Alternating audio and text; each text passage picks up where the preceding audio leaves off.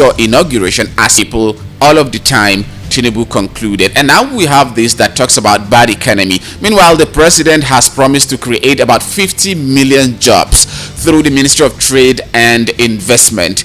Briefing journalists at the end of the FEC meeting, the Minister of Finance and Coordinating Minister of the Economy, Mr. Wale Edun, explained that the Tinubu administration met a very bad economy with inflation at 24%. Per capita has fallen steadily. Inflation is at 24%. Unemployment is high. You know they are rebasing the way in which it's calculated. Either ways, it is high and youth unemployment is even unacceptably high. These are the key metrics that we have met. We met a bad economy, and the promise of Mr. President is to make it better, he stated. The minister also said that the federal government was not in a position to borrow money at this time, adding the emphasis is on how to create a macroeconomic environment where both local and foreign investors will invest and create production. The government also assured Nigerians that the Tinubu administration will not rely on borrowings and that he had pledged to be transparent, honest, and accountable to the people. Providing the highlights of the council meeting, Edu noted first that is, Tinubu congratulated everybody and emphasized the high expectations of Nigerians, and he encouraged us to be bold and courageous and innovative and to act with urgency in delivering a better life to all Nigerians. Essentially, we went through an exercise of looking at where things stood regarding the economy, the growth rate, the exchange rates, inflation, unemployment, and so on. The overriding conclusion is that we are not where we should be, and we also examine the president's 8-point agenda that is the 8 priority areas for moving the Nigerian economy forward and for delivering to Nigerians, and those are basically food security,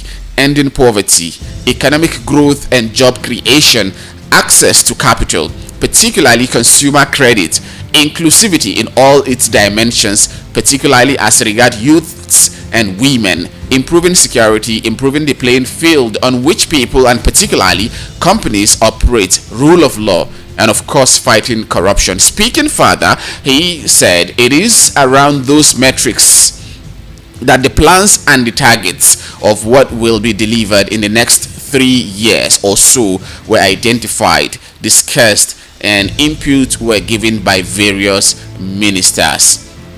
It goes on and on and on because there are also other ministers that spoke after the Federal Executive Council meeting. Although let me just quickly take this before I try to open the phone line and also give my own analysis to some of the stories. We will now go away with the marching order to refine further the targets in particular, and within weeks to start rolling out policies and programs to turn around the economy and make things better for all Nigerians. That really is the substance of what the discussions was about. On her part, the Minister of Trade and Investment, Dr. Doris Aniti, said that the president has to create 50 million jobs.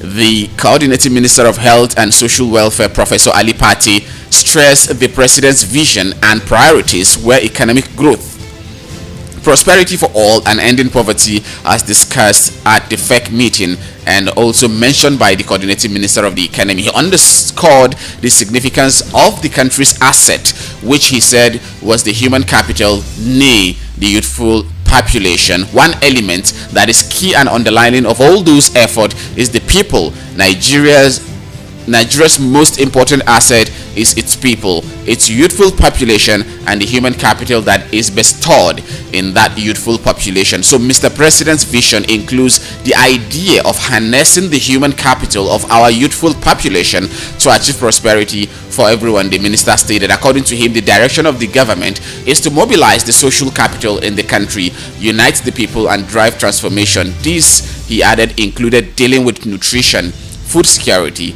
preventive diseases, but also to support people to live healthier lives, which in turn will produce healthier people who can drive economic growth.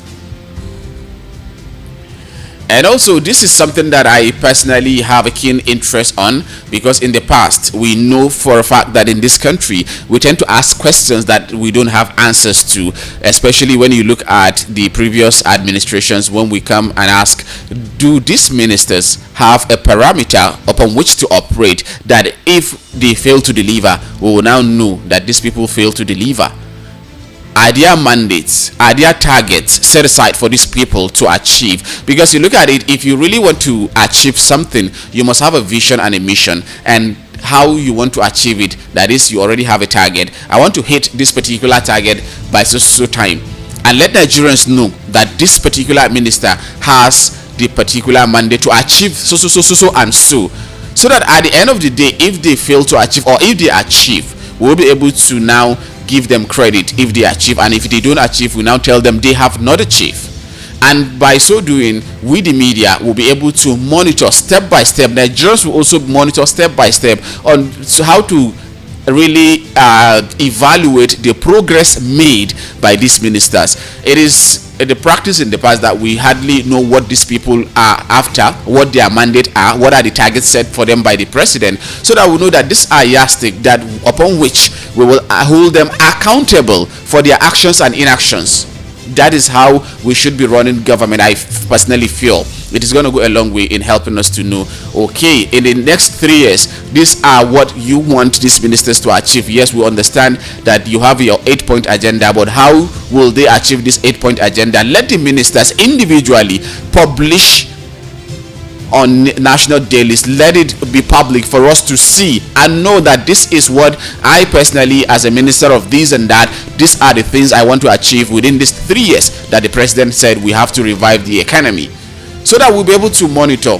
We'll know the target should be like what we know as SMART: sustainable, we should be realistic, we should be measurable, we should know that yes, we are able to ask questions and we are having the answers to such questions. I think that will go a long way in helping us to gauge and assess the progress made by every minister in this particular cabinet. And going forward, I think this is going to be a good way for us to move this country forward. And it's time for us to open the phone line so that Nigerians can also call in to react to some of these headlines that we have. Although we have taken one in details, but we have highlighted a lot others that we will be looking at after opening the phone line. The number to call is 0700 010 961 961. 0700 010 961 961. You can call normal call, or you can send SMS, or you use our WhatsApp portal. The same number works for our WhatsApp. You can call us via the WhatsApp. We will pick your call, or you drop your voice note, or you can drop your WhatsApp message. Perhaps you want to use the social media handle. You can drop your comments on our WhatsApp and also YouTube, Instagram, Twitter account. Yes, we are live on at VOP961 at VOP961, or YouTube. You type Voice of the People Abuja. You watch us live what we are doing, and you can drop your comments there, where we will definitely give it a voice. Let's move to another story. But again, if you really have something you want to say about this particular story that we have gone in detail to look at, you can do well to call into the studio. Let's know, what do you think Nigerians should expect from these ministers? Because this is the first time the president is presiding over a Federal Executive Council meeting after swearing in, or the inauguration of the ministers, talking about Nigeria's cabinet led by President Bola Tinubu. All right, let's quickly take a look at other headlines before we move ahead with the story that we have. This one says NEMA repatriates 9 children, 289 adults from Libya prison. This is quite huge. The number is huge, and let's go into details of this. It's contained on the Punch newspaper, although I saw it on other papers as well. But let's take a look at this one on the Punch newspaper for the purpose of this conversation. The National Emergency Management Agency, NEMA, said it had helped no fewer than 298 Nigerians trapped in Libyan prisons return home to reunite with family and friends since it began a repatriation exercise on August 21st, 2023. NEMA disclosed this in a statement shared on its X handle, that is formerly known as Twitter page, on Monday. According to the statement, the 298 persons included 124 females, 174 males, amongst which were 3 infants and 6 children. The statement read in part: within a span of a week, a total of 298 Nigerian individuals who had been trapped in Libyan prisons were successfully repatriated to their home country. These individuals arrived in 2 separate chartered flights. The first flight on August 21st, 2023 brought 161 returnees, while the second flight brought 137 returnees and arrived today, that's yesterday. These returnees, most of whom were women, had endured distressing experiences during their time in detention camps in troubled northern Africa. They expressed that they wouldn't wish such experiences on anybody. The profile of the returnees is as follows: 119 adult females, many of whom were pregnant, along with 3 female children and 2 female infants. Additionally, there were 170 adult males, 3 male children and 1 male infant, making up the total of 298 individuals who were brought back. NEMA said the repatriation exercise, which started on August 21st to August 28th, was made possible through the joint effort of IOM, NEMA, Port Health and NCFRM. The returnees were transported via an Al-Burak Air Boeing 737-800 aircraft with the registration number 5ADMG. They arrived at the cargo wing of the Murtala Muhammad International Airport in Ikeja at approximately 17:38, that is 5:38 p.m. on Monday. The repatriation process was coordinated by several agencies, including all of which were present at the airports to receive the returnees. The statement concluded. This is something that we really have to create more awareness to enlighten Nigerians, that when people come with juicy promises telling you that you go to another country where life is much more better than where you are in your home country, tell them that it is not true. Ask them questions. Don't just follow them blindly, because this is the situation that people found themselves in. By the time all of these fake agents, all these human traffickers will come with juicy offers, too good to be true, people ignorantly follow them to go. And almost all of these people, I'm not saying all, but almost all of these people use illegal routes to migrate to all of these countries. You don't know what you're going to face over there. Now look at the situation these people have to pass through. Although we have to give kudos to the federal government, the IOM, that is International Organization for Migration, and also the National Emergency Management Agency, and all the agencies, the stakeholders involved in this feat, because I call it a feat. It is a good thing for you to go bring your citizens who are trapped in another country's detention. Don't forget that these people are not working in Libya. They have been trapped in detention camps, and most of the women are even pregnant. Imagine infants are even among this number of people. So please and please, we're going to be using this platform to beg on Nigerians that we should not just be swayed with some of these juicy promises that tend to be too good to be true. That is what the reality. You don't just leave Nigeria without getting adequate information. Don't blindly follow anybody with promises of taking you to Europe, because most of them that go to Libya, the promises is that from there they will move them to Europe, from there they will move them to Arab countries where life is good, they will have work there, they will take care of their families, they will be sending money back home, and all of those kind of promises, most of which are fake. So please enlighten the next person to you.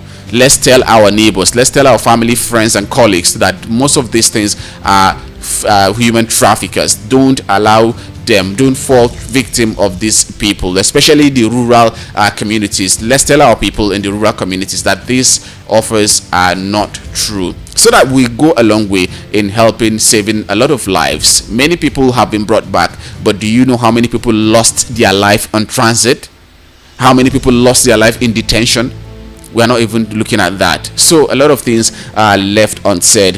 Having said that, we will be going on a quick commercial. When we come back, it will be time for us to link up with our guest analyst, Mr. El-Rufai, who will also add some of his thought and perception on this particular headline that we have taken, and some that we have not even looked at. We will do that after this break. Please stay with us, and please don't change your dial and don't tune off. If you're watching us live on YouTube, that is VOP TV, or you are listening to us on Voice of the People 96.1 FM Abuja, do well to stay with us. The program continues. Front page review on your friendly frequency. My name is Aliu Doma, and I'll be back after now.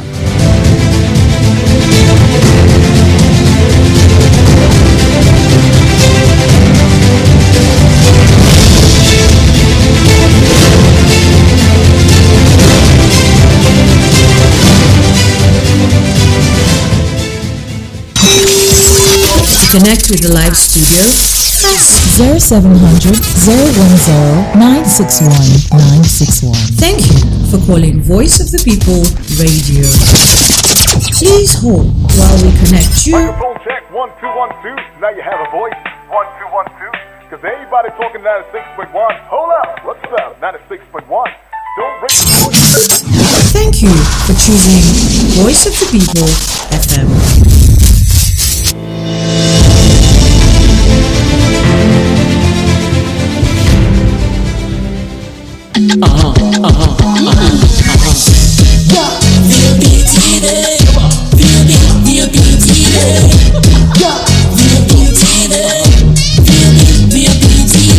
We have been serving you hot and fresh content on radio, and you have been loving it. Now we're taking it further. Catch us live on YouTube at BOP TV for all the juicy content you can't resist. Talk shows, exclusive interviews, news, lifestyle, and more. It's all about you. BOP TV, show up, speak up.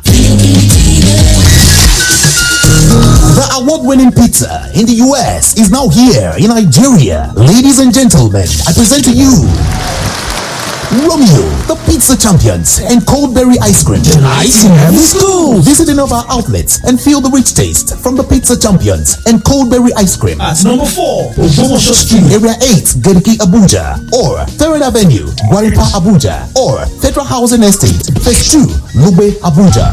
Call 0908-831-5906 or 0908-831-5908 or 0909-238-9861. Check us out on Instagram and Twitter at romeospizza.ng. website www.romeospizza.ng.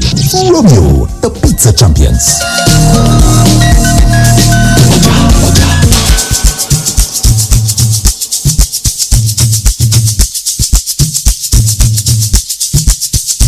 Are you aware that Iruka Online Limited installed and designed a 100,000 capacity church building? Oh yeah, we are the sole distributors of global leading brands all over the world, such as Wafty Line Array, speakers and digital amplifiers, Preseno's digital mixers and studio equipment, Coswell workstations and keyboards, Fender guitars, Mapex drums, Ashdown bass combos, just to mention but a few. We offer flexible payment plan handled by our financial department with 24/7 customer care support system. You can visit our website on www.iruka.com to avoid buying fake products. You can also visit our showroom at number 36 Lagos International Airport Road beside Golden Tulip Hotel. Iruka, never settle for less. Are you traveling to Lagos and desire the perfect getaway? Look no further than the luxurious accommodations at Airport Golden Tulip Hotel, number 42 Murtala Mohammed International Road, Lagos. Relax and unwind in our beautiful appointed rooms, featuring all the amenities you need for a comfortable stay. Now, whether you are traveling for business or pleasure, our attentive staff is here to ensure that your every need is met. We also offer complimentary pickup and drop from the Lagos airport. Why not take advantage of our state-of-the-art fitness center, outdoor pool, and enjoy a delicious meal at our on-site restaurant? With stunning views, world-class service, and a prime location, Airport Golden Tulip Hotel is the perfect choice for your next vacation or business trip. So why wait? Book your stay today and experience the ultimate in comfort and luxury at Airport Golden Tulip Hotel. For bookings and reservations, please call 0815-8003-333 or 0815-7003-333. You can visit our website at airportgoldentuliphotel.com. Airport Golden Tulip Hotel, where luxury meets comfort. Believe me. Bye there. Inakwana. Good morning. Ilahiala. Ekaro. Obohia. Good morning. Mewo. Edio. Kedo. Good morning.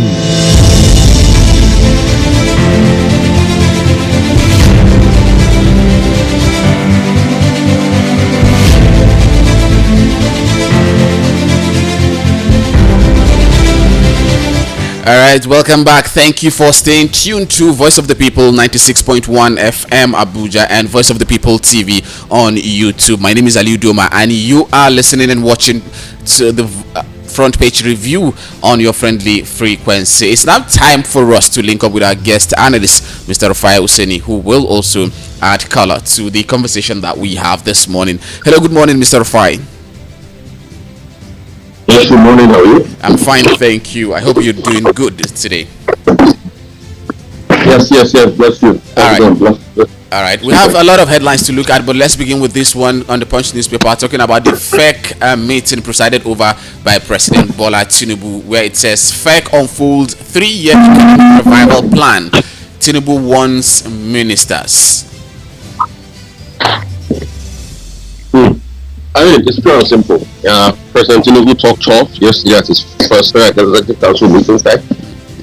He stated what he wants. They said 3 years economic plan. Let's see what they can do and resuscitate the country. But kudos to him also for the things he said. When he does well, I'll say he has done well. Yeah, sure. When he doesn't do well, I'll say he has.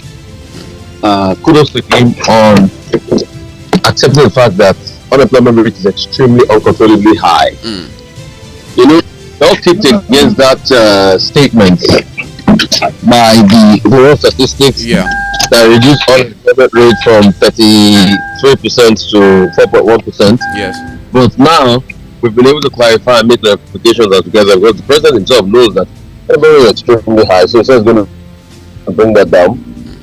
It is incumbent on us to be able to see his plans and objectives as regards that. It's not just talking word of mouth. He also said he's going to help, resuscitate the economy, push the economy forward, and all of that. So these are many things he said he's going to do. He also said he's going to cut cost of government, that all unnecessary travel by government officials will be done away with. So, those are things that are quite commendable. Even the Vice President, Mr. Kashim Shettima, also talks about the dire state of play of the Nigerian economy. That things are really down and out and south for us. Hello? But it's also about solving the problem. Can you hear me? Yes. Go ahead, please. It's also about solving the problem, because most of this problem, I'm happy they're excited to talk about it, because the last 8 years of their APC government caused this same problem. So let's see how they can get on with it and probably do something as regards these problems and resolve the problems once and for all. It's as pure and simple as that. So let's see how it pans out. All right, talking about kudos to them for talking to us. All right, my hunch is for the fact that in this country, do we have a yardstick, a kind of metric to measure the performance of our ministers? Do they have targets? Now that he has identified the 8-point agenda, but is it not going to be better if Nigerians are made aware of the fact that each minister has this particular target, so that as we progress, we know the time frame is for 3 years, 3 years economic plan, but can we have something that we will be able to see and say after 12 months we should be able to know, okay, based on this target, this minister is able to achieve so percent of his or her targets? Can we have that in this country? Okay, so there are going to be 2 KPIs. Number one, government will set their own KPIs for their ministers, and we'd like to see their KPIs when they set it. And secondly, then we have to set our own KPIs. So take, for instance, let me take a ministry, and probably this will be the KPIs I keep setting. Okay. Maybe we'll do it all week long. Today is our day 9 or day 10, day 10. For this quarter. Yes. So let's for the next 10 days, let's set KPIs for all the ministries now. Because this is the work of the media. Number one, the Ministry of Finance. What will be the first 3 KPIs? Number one, the state of the economy. How to bring about massive level of investment that will lead to employment. The ministry, what's it called, said that the Ministry of Trade said they are targeting to create 50 million jobs. Yes. How can we improve that? That would be one first challenge. Also, how can we also help, provide for small businesses and listen to their concerns and bring most small businesses back to work? That's another KPI. The third KPI will be decisions on the state of the economy with high inflation numbers. How can there be a synergized working, with CBN and all of that, and easy move and access of commodities? And also, how is there going to be a conversation as regards multiple taxation that bedevils businesses? So we have set KPIs for the British finance, for instance. All right. Maybe when we come on the show next time, we'll do another ministry. All right, that would be lovely. That would be lovely. All right, let's move to this particular headline that talks about how Nigerian music and film make Africans proud. I'm not looking at it from the entertainment. Yeah, I can look at it from the entertainment part of it, but I'm also looking at it from the economic part of it, because that is where we are having our biggest challenge in this country. And that is why you started with Ministry of Finance, because we talk about the first KPI, how to revive our ailing economy. That's what is on the lips of so many. Now that we have looked at the Nigerian music and film industry, talking about our entertainment industry that is booming, what can we learn from this particular sector to replicate in other sector to get a best or better result, so to say? Okay, so a couple of things. Number one will be about harnessing the local business value chain of entertainment. Entertainment is a business, not just fun. The difference between all the West is that the West harnesses the business value chain, but we don't. And I'll tell you a very instructive story. At the heydays of the Beatles, 60s, the record label that brought them out, EMI Records, made so much money that they used the money and converted it into investments to be able to produce what is today known as computerized tomography scanner, CT scan. So most of the success of the experiments called CT scan from a lot of the investments and money made from one of the biggest record companies then, from one of their biggest acts, the Beatles. So you can see a direct effect how entertainment money also segues into other parts of sciences and the likes. So for us, we need to create record labels that would handle distribution. We need to have distribution merchants. Okay. We need to have more streaming services merchants that are indigenous, that also have a world appeal. There are some on the African continent, but are they truly from us? That's the question. Government also needs to put money and support entrepreneurship in terms of record label and all of that, so we can make investment in the entertainment value chain. All right. Yes. All right. Thank you for that. Because entertainment also gives outlook on your country. Yes, of course. The greatest way to sell your country is entertainment. If you go to Kenya today, from 10 p.m. in the night on Citizen TV in Kenya, they show Nigerian movies. Most of the perception of Nigerians, Kenyans, whoever left, will be what they're watching from our movies. Yes, that is. Do you know how powerful that is? From 10 p.m. prime time every night, or most nights, Citizen TV shows Nigerian movies. This I know for a fact. So free publicity for Nigeria, and that's why I see that Nigerian Nollywood stars are royals in Kenya. So how about government also pumping money into that to be able to tell subliminally very good messages about Nigeria and getting good returns? And this is normal terrestrial TV in Kenya, showing Nigerian movies. as a feature. It's a staple every night. So we need to be looking inwards, introspect, set up a business model, because entertainment is big business. Invest and get it done. Currently, what is happening is the fact that most of the distribution companies are abroad. So even when your Burna Boy goes to perform a concert, 90% of the money stays abroad. Maybe Burna Boy just even gets about 10 or 20% or 30% of the money. Wow. So we need to bring back all those world-class concerts to Nigeria, because it's the economy. Okay. That the thing, because it also helps you with your image. You can see what Saudi Arabia is doing now with sports rush. That's one of the biggest sporting tournaments I've in Saudi Arabia. Yes. And that's that's one area that we can also really boost our economy in terms of sport in Nigeria, because we have the talent more than enough. We used to do it big deal. Back in the day, Pele used to come and play invitationals in Nigeria. Yeah. In fact, we had somebody, a very popular man in Lagos, popularly known as Lord Rumens. Lord Rumens used to organize a tennis tournament that had a bigger prize money than Wimbledon. Worldwide tennis star Otto Ashe to come and play tennis in Lagos. In fact, it was during that tournament that the 1976 coup in February that pushed out Muritala, and the death of Muritala happened. Yes. Otto Ashe, all of them were there in Federal Palace.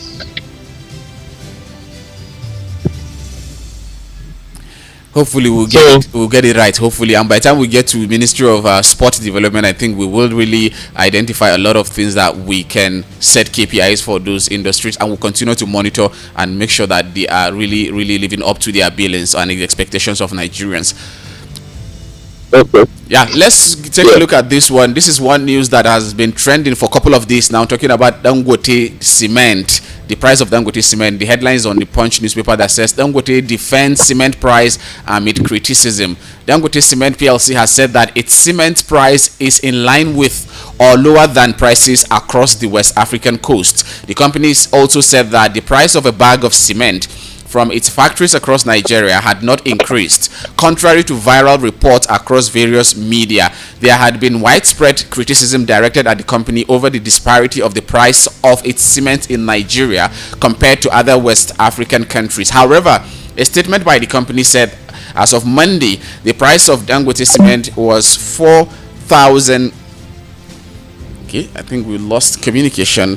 Let me re-establish and continue with that. We're talking about the issue of, because this is something that we are having a real big deal on in Nigeria. A couple of days ago, it has been trending on social media and also mainstream media, talking about the price of cement in Nigeria. People are not breathing because it has gone up. But what we have, based on the information coming through from Dangote Cement Company, is that as at yesterday, the price of cement was 4,010 naira in Okpela and 4,640 naira in EBC, Obajana and Buku, that is in Benue. Then the statement noted that, including transportation costs and the location of delivery, prices could range between 5,000 naira to 5,300 naira per bag. The company said the clarification was made in view of recent misinformation that the company sold cement in Nigeria at significantly higher prices relative to other countries, particularly the Republic of Benin and other neighboring countries. According to Dangote Cement Group Managing Director, Mr. Arvind Pathak, it was important to distinguish Dangote Cement ex-factory prices from prices at which retailers sold cement in the markets. The company said its check in Cotonou, the commercial capital of the Benin Republic, indicated that cement sold between 3,495 CFA and 4,500, which at the current exchange rate of CFA. Okay, we have our guest back with us. Hello. Dangote can talk about how it sets its price. But also, one other thing we should also look for effectively in this market is to be able to bring about good competition. And that's why we keep calling for a free market, that in a case where you have good competition, Whoever sets his price will not be as important as the fact that you have a choice to buy out in other places. Yeah. That's just all I'm going to say about that. All right, we have two stories kind of related. They are from talking about Lagos. Lagos state government induct 8,650 new employees, and also have this Lagos Assembly alleges planned attack on Speaker. And others over rejected cabinet nominees. This rejected cabinet nominee issue is a very deep. A lot of discordant views, a lot of bloodbath, a lot of fighting internally. I don't know the details of their politics. For me, I'm concerned more about the interest of Nigerians. A lot of internal breakfast going on. So let's see how it pans out. It's a dance, it's a political dance. Let's see how it pans out. Okay, but is it true?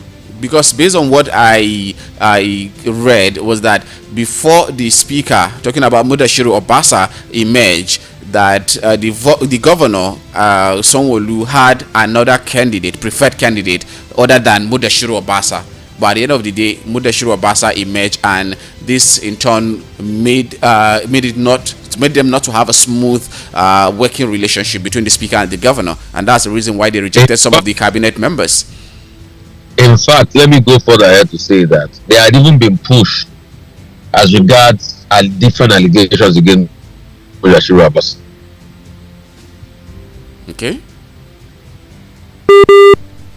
Oh my goodness. I really want to get the crux of this story, but unfortunately the network is not allowing me to. I think yes, I can hear you now, but I didn't get your message. I said initially the governor and Mudashiru Obasa have been having back and forth on things. Okay. That's the confirmed one. In fact, they issued allegations against Mudashiru Obasa prior to this time, even before he got elected. So it is a real divide between the governor and Mudashiru Obasa. But some people also in the party are saying that's not the case.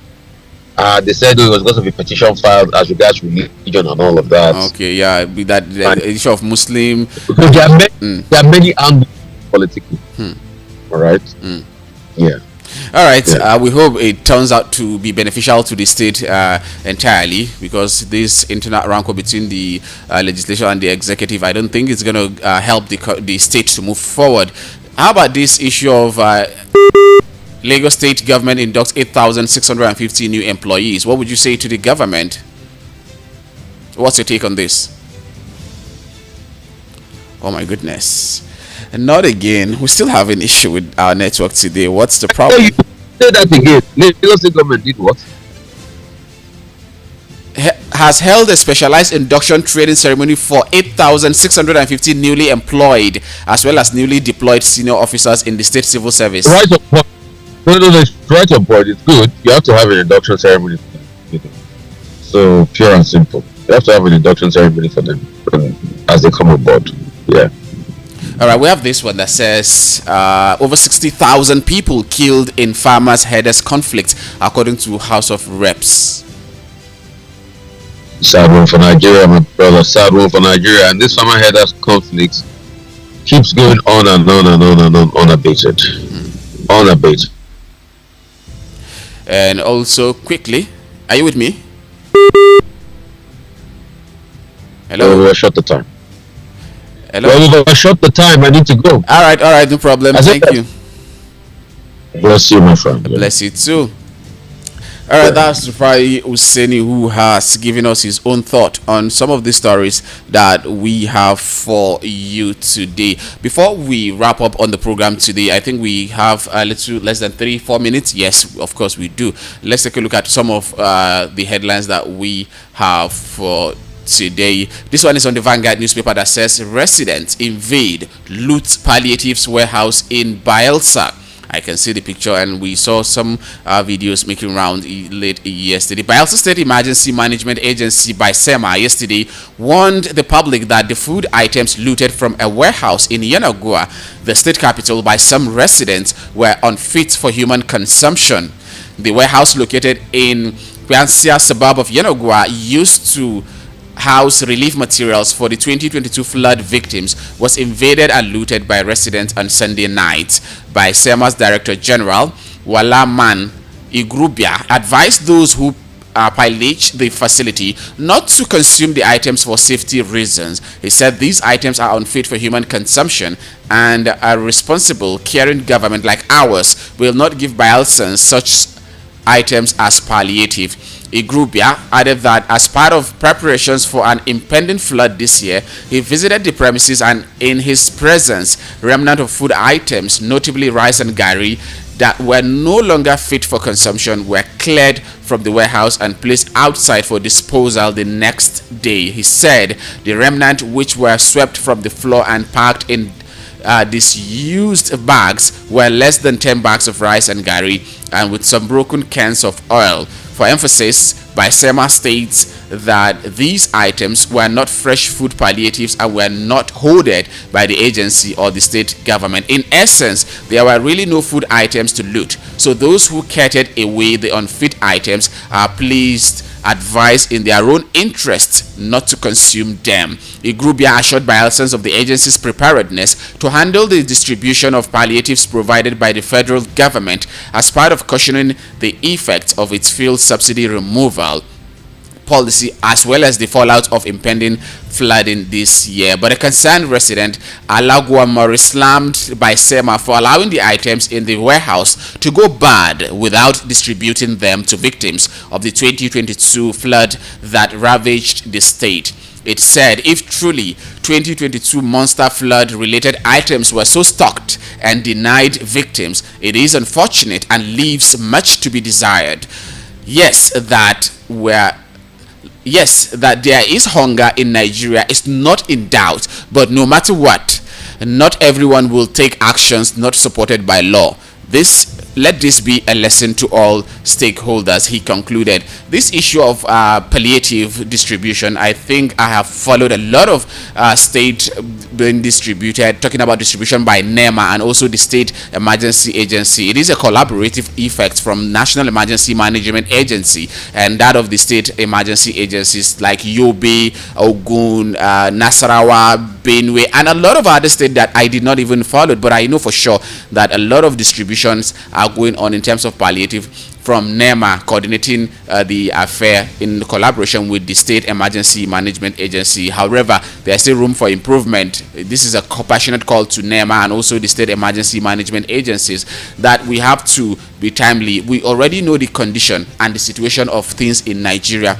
We have to also make sure that we do due diligence. Don't hold any palliative, and if at all those commodities are unsafe for consumption, just like the State Emergency Agency boss in Bayelsa is saying, why bring those things to spread outside? Why not immediately take them to where you want to dispose them, or you want to destroy them, whatever it is that you want to do? Why can't you do that? Why would you bring them and keep them to the public eye when you already know that there's hunger? A lot of people will go haywire to get